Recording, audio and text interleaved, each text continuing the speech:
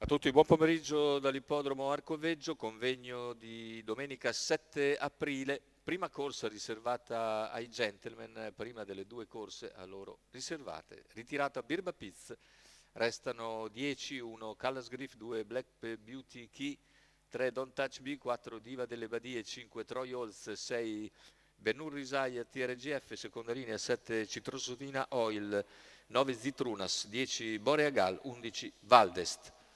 I favori netti per Diva delle Badie, numero 4, Paolo Bellucci in sediolo.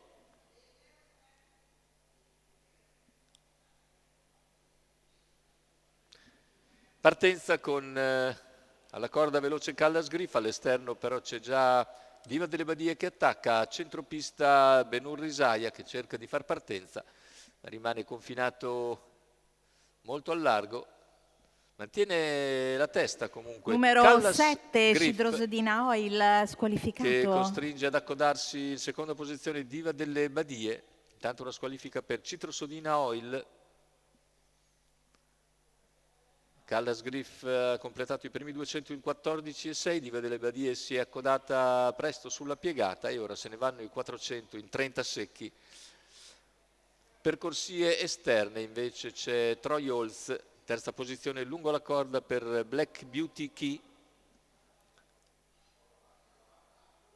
E il completamento dei primi 600 di gara con indisturbato al comando Callas Griff,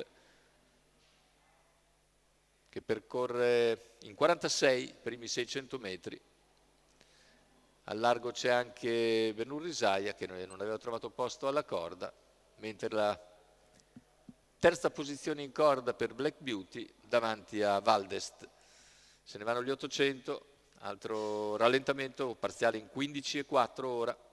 Situazione che non cambia al chilometro, completato in 1,17,2 da parte di Callas Griff.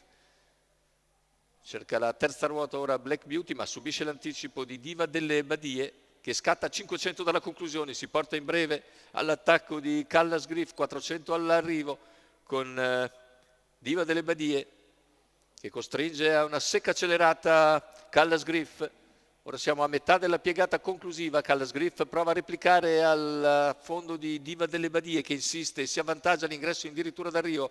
È passata Diva delle Badie all'ingresso in retta, ultimi 150 di gara con Diva delle Badie che nel finale consolida il proprio vantaggio e conclude netta vincitrice davanti a Callas Griff. Per il terzo sbuca bene Valdest fra i sulchi e conquista la terza piazza, 29-3 a chiudere per Diva delle Badie e Paolo Bellucci che firmano questa prima gentleman dall'Arcoveggio.